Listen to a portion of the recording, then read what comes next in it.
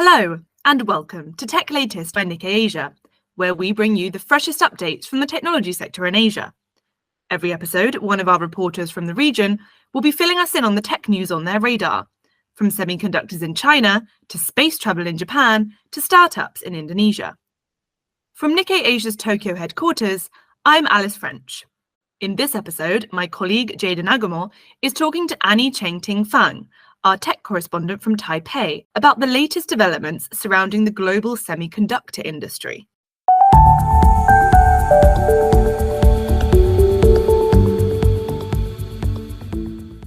Hi, Annie. Thanks for coming on today.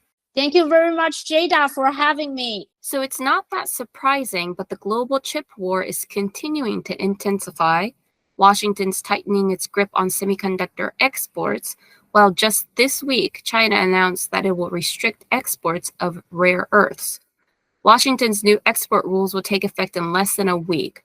What are some things to keep in mind, Annie? The new U.S. export controls that will become effective actually next week. It will hit more high-end graphic processors for AI computing from NVIDIA, Intel, AMD's shipment to China. However, the global AI computing demand is huge, and the supplies are still not sufficient to meet demand, so the impacts for these American chip makers should be manageable.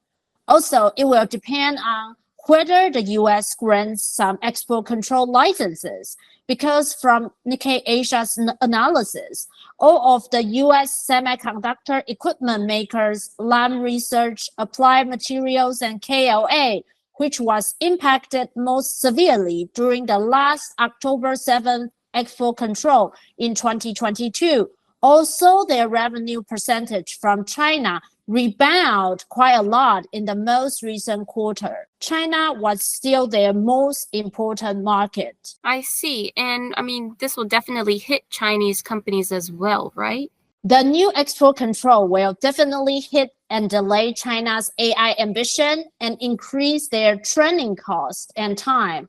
Bernstein Research estimated such restrictions will increase China's AI training cost by 50% and double the AI inference cost later for China's internet giants such as Baidu and Alibaba.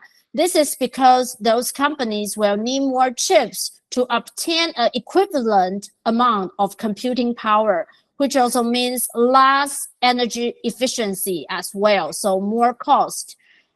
But most of these big companies have already stockpiled quite a lot of NVIDIA chips, so the impacts could be delayed. Also, people told us that if money can solve the problem, they think that is not really a huge problem for China. However, as NVIDIA is restricted, it currently controls about 85% of market share in AI accelerator chip in China. But do you know who is the number 2 AI accelerator provider in China? Actually, it's Huawei. It controls 10% of market share of AI accelerator deployment.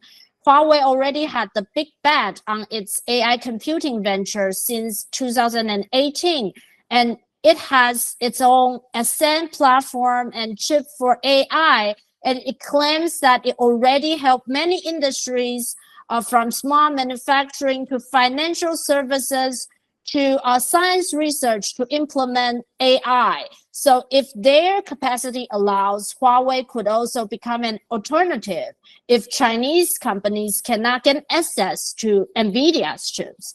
But NVIDIA, Intel, and AMD were also very likely to develop and downgrade a feature of their own chips to comply with the regulation and try to figure out products that could still serve China under export controls. I see. So there are loopholes around it. It seems that Washington's efforts have not deterred China's tech ambitions. The country's government-led chip factory project raised another $5.3 billion, right? China is still very serious with its push. For example, this time in DRAM chips, that is a very vital memory component for AI computing. because AI computing not only need the graphic processors to compute, it also need DRAM chips for high-speed transmission of data. So we found that Changxin Xingqiao storage technology, that is a new and emerging DRAM project, has recently raised another 5 billion or so for its 20 billion project in the Chinese city of Hefei. It also got important stakeholders such as the country's big fund for semiconductors and China's homegrown DRAM champion, Changxin Memory Technologies, as its important shareholders. Despite this whole rivalry between the U.S. and China, this week's China International Import Expo saw a number of U.S. semiconductor companies attending. Yes, as the Washington-Beijing tech war goes on, interestingly, we still find many U.S. chip makers still aim to expand their business in China. The number of U.S. chip companies taking part in China's flagship International Import Expo actually rose this year, with many of them, such as Micron and Analog Device, known as ADI, joining for the very first time.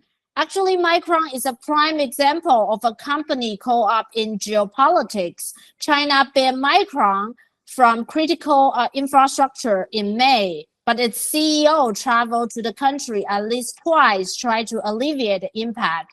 And in June, the company even announced it would invest more in chip assembly and test in Xi'an. And last week, China's Commerce Ministry said the country welcomed Micron if it can comply with all the rules.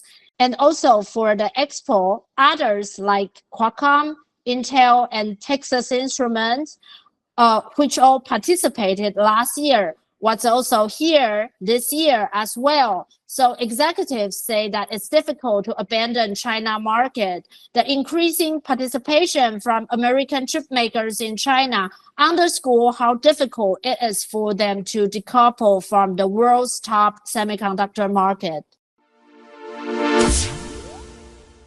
Thank you so much, Annie, for all the rundown. Are there any other stories you would like to recommend to our readers this week? This week, we have a great story on BYD's rise, and now the sales by Chinese top EV maker BYD is almost at the same level of Tesla of the US. Previously, people thought Chinese EV makers always only do business mainly serving China market.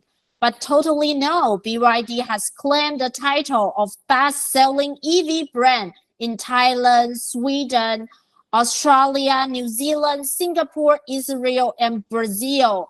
And its gap in terms of unit sales with global leader Tesla was almost negligible in the most recent quarter this year. For the very first time, China is exporting more cars than it is importing, thanks for its EV venture.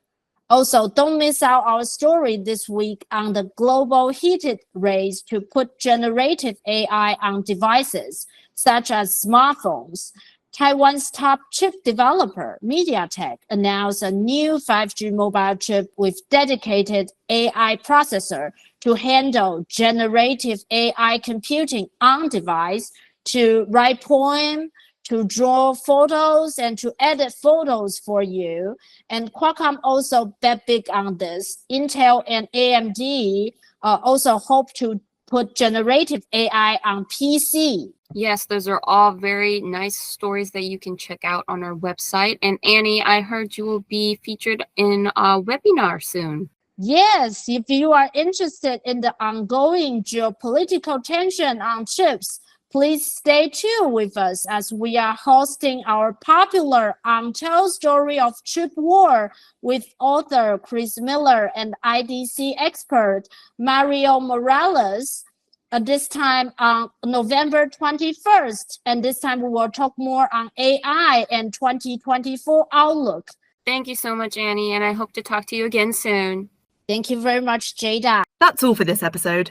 You can read more of Annie's reporting, along with a host of other stories about Asia's tech industry, on Nikkei Asia's website, asia.nikkei.com. And if you like what you hear, why not subscribe to our weekly tech newsletter, which will be delivered to your inbox every Thursday. There's a link to sign up in the show notes. And check back in next time for more updates on the tech trends that matter.